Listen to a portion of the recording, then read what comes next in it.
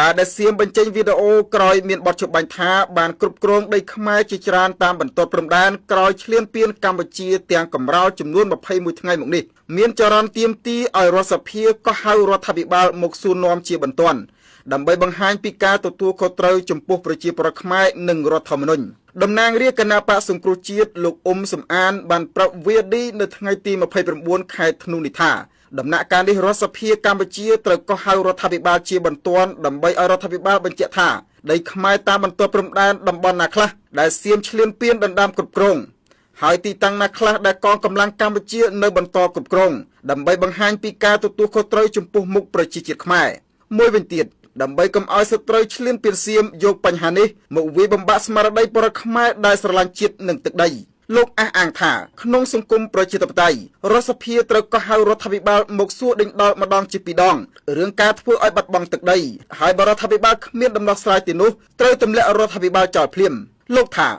ដ្ឋធម្មនុញ្ញបានចែងយ៉ាងច្បាស់ថារដ្ឋាភិបាលមានតួនាទីបម្រើជាតិមាតុភូមិការពារបូរណភាពទឹកដីតែបើរដ្ឋាភិបាលហ៊ានធ្វើឲ្យបាត់បង់ទឹកដីមានទោសក្បត់ជាតិតាមក្រមព្រហ្មទណ្ឌមាត្រា440មានរំលំដែលគួរបាត់បង់ទឹកដីទៅបរទេសនោះគឺត្រូវជាប់ទោសវិបត្តិក្បត់ជាតិជាប់គុកអស់មួយជីវិតហើយនៅពេលដែលធ្វើឲ្យបាត់បង់ទឹកដីនេះរដ្ឋាភិបាលលោកហ៊ុនម៉ាណែតនឹងត្រូវរំលាយរដ្ឋាភិបាលនឹងចោលគឺមានន័យថាសភាត្រូវតែស្នើឲ្យមានការបោះឆ្នោតផ្ដល់ទឹកដីទុកចិត្តក្នុងការទម្លាក់រដ្ឋាភិបាលហ្នឹងហើយបើមិនចឹងទេគឺលោកហ៊ុនម៉ាណែតហ្នឹងត្រូវលាលែងពីតំណែងដោយស្ម័គ្រចិត្តហើយឲ្យមានរដ្ឋាភិបាលថ្មីដែលមកជំនួសរដ្ឋាភិបាលគាត់នឹងដើម្បីអាចដោះស្រាយបញ្ហាព្រំដែនជាមួយប្រទេសថៃបានណាដើម្បីការពារទឹកដីរបស់យើងណាសម្រាប់លោកសំអានក្រោមការដឹកនាំរបស់គ្រូសាហ៊ុនបាននឹងកំពុងធ្វើឲ្យទឹកដីកម្ពុជាកាន់តែរួមតូចទៅដែលមានន័យថាទឹកដីខ្មែរបាត់បង់បន្តិចម្ដងទៅប្រទេសជិតខាងទាំងថៃនិងវៀតណាមលោកសង្កត់ធ្ងន់ថាសង្គ្រាមថៃឈ្លានពានជាង20ថ្ងៃមកនេះសបញ្ជាក់ឲ្យឃើញថាមេដឹកនាំគ្រួសារហ៊ុនគ្មានសមត្ថភាពការពារទឹកដីនិងអាយុជីវិតប្រជាខ្មែរនោះទេគឺគាត់ខ្លាំងបានតែជាមួយខ្មែរគ្នាឯងប៉ុណ្ណោះទឹកដីដែលបាត់បង់រហូតដល់ពេលនេះគឺយើងឃើញហើយបាត់បង់ច្រើនណាស់ដូចជាបាត់បង់ប្រាសាទតំបន់តូចតំបន់ធំប្រាសាទខ្នាប្រាសាទតាកបីច្រកអានសេះភ្នំ500ភ្នំ677នៅចិត្តច្រកអានសេះភ្នំ350នៅចិត្តប្រាសាទតាកបីភ្នំ322ភ្នំ225ឥឡូវនេះបាត់ភ្នំ400ទៀតថ្ងៃនេះហើយបាត់ភូមិជោគជ័យភូមិព្រៃច័ន្ទបាត់ដូចជានៅថ្មដានៅបឹងតគួនឥឡូវគ្រប់គ្រងនៅកាស៊ីណូលំហេងនៅអូស្មាច់អីទៀតហ្នឹងថៃគ្រប់គ្រងហើយនៅបាត់នៅផ្ទះ3ខ្នងនៅអូភ្លុកដំរីបាត់ច្រើនគឺថាដីខ្មែរយើងគឺបាត់ច្រើនមែនទៀតអតីតមន្ត្រីគណៈបកសង្គ្រោះជាតិលោកហ៊ីងសុកសានបាននិយាយថារដ្ឋាភិបាលលោកហ៊ុនម៉ាណែតត្រូវចេញមុខទទួលខុសត្រូវចំពោះការធ្វើឲ្យបាត់បង់បូរណភាពទឹកដីនិងចេញមុខសុំទោសប្រជាពលរដ្ឋខ្មែរដែលខ្លួនគ្មានសមត្ថភាពការពារនិងទប់ស្កាត់សត្រូវឈ្លានពានលោកបន្តថាបញ្ហាជាតិមាតុភូមិគឺជារឿងចាំបាច់បំផុតដែលរដ្ឋសភាត្រូវកោះហៅរដ្ឋាភិបាលមកបកស្រាយបំភ្លឺជាបន្ទាន់ដើម្បីសួរនាំនិងដោះស្រាយបញ្ហាការធ្វើឲ្យបាត់បង់បូរណភាពទឹកដីទៅប្រទេសថៃនេះលោកសង្កត់ធ្ងន់ថាប្រសិនបើរដ្ឋាភិបាលធ្វើឲ្យបាត់បង់ទឹកដីកម្ពុជាមែនត្រូវទទួលទោសតាមក្រមព្រហ្មទណ្ឌមាត្រា440គឺមានទោសក្បត់ជាតិដែលមិនអាចប្រកែកបានយ៉ាងណាលោកហាក់គ្មានជំនឿថារដ្ឋសភាហ៊ានកោះហៅរដ្ឋាភិបាលមកសួរដេញដោលឬស្ដីបន្ទោសនឹងទម្លាក់នោះទេព្រោះរដ្ឋាភិបាលកម្ពុជាគឺជាកូនប្រុសរបស់ប្រធានព្រឹទ្ធសភាហើយប្រទេសកម្ពុជាស្ថិតនៅក្រោមអំណាចគ្រួសារហ៊ុនតែមួយគត់ប្រទេសប្រជាធិបតេយ្យពិតគេអាចដោយសារតែរដ្ឋាភិបាលគាត់អសមត្ថភាពជាពិសេសគឺនាយករដ្ឋមន្ត្រីឬក៏គណៈរដ្ឋមន្ត្រីនឹងអសមត្ថភាពមិនអាចធ្វើអ្វីទៅតាមរដ្ឋធម្មនុញ្ញឬក៏ច្បាប់ដែលបានកំណត់ទេគឺ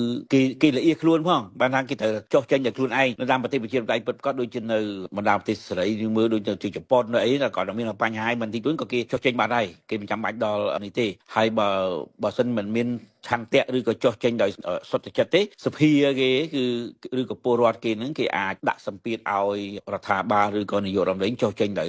ឯងបានហ្នឹងសម្រាប់ប្រទេសប្រជាធិបតេយ្យប្រកបណាជុំវិញបញ្ហានេះ VD មិនទាន់អាចតាក់ទងអ្នកនាំពាក្យរដ្ឋសភាកម្ពុជាលោកលេងពេញឡុងដើម្បីសុំការពន្យល់បន្ថែមជុំវិញរឿងនេះបានឡើយទេគិតត្រឹមម៉ោងផ្សាយនេះយ៉ាងនេះក្តីរដ្ឋាភិបាលកម្ពុជាលោកហ៊ុនម៉ាណែតបានបកស្រាយលើ Facebook របស់លោកនៅថ្ងៃទី29ខែធ្នូនេះថាការអនុវត្តបទច្បាប់នេះមិនមែនមានន័យថាកម្ពុជាចុះចាញ់ឬសុកចិត្តយកបូរណភាពទឹកដីទៅដោះដូរយកសន្តិភាពឡើយហើយរឹតតែមិនមែនមានន័យថា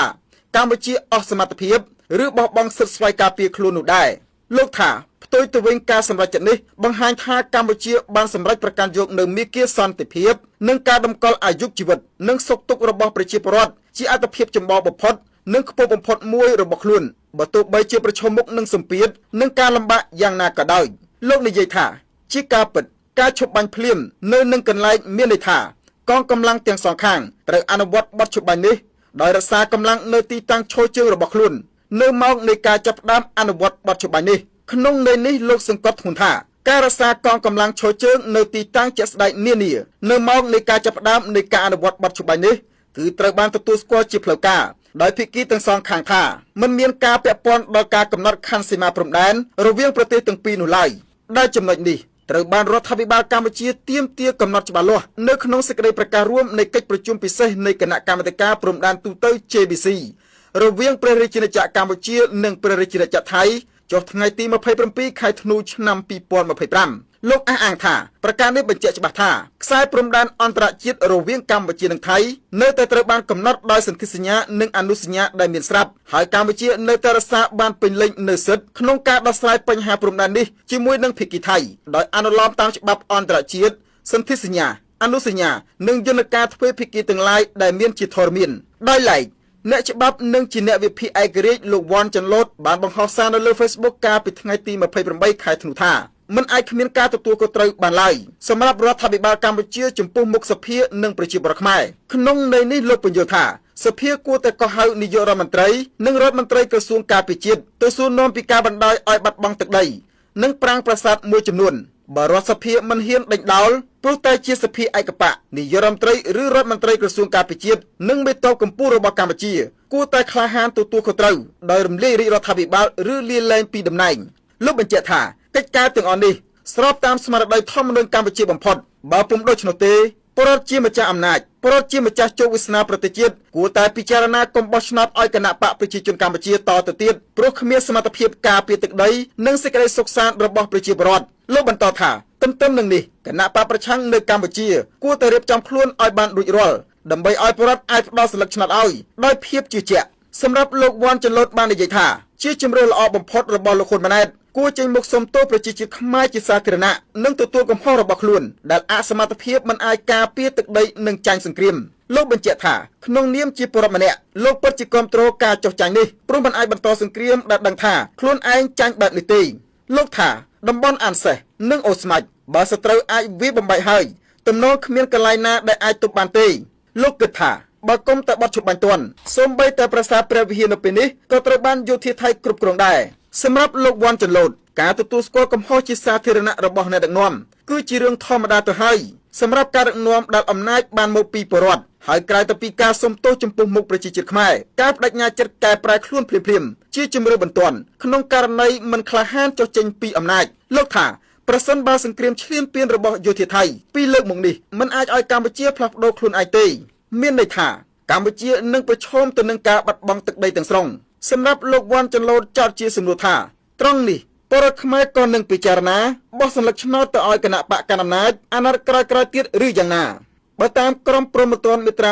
440បានចែងថាអំពើប្រគល់ឲ្យរដ្ឋបរទេសឬភ្នាក់ងារបរទេសនៅដែនដីជាតិទាំងស្រុងឬមួយផ្នែក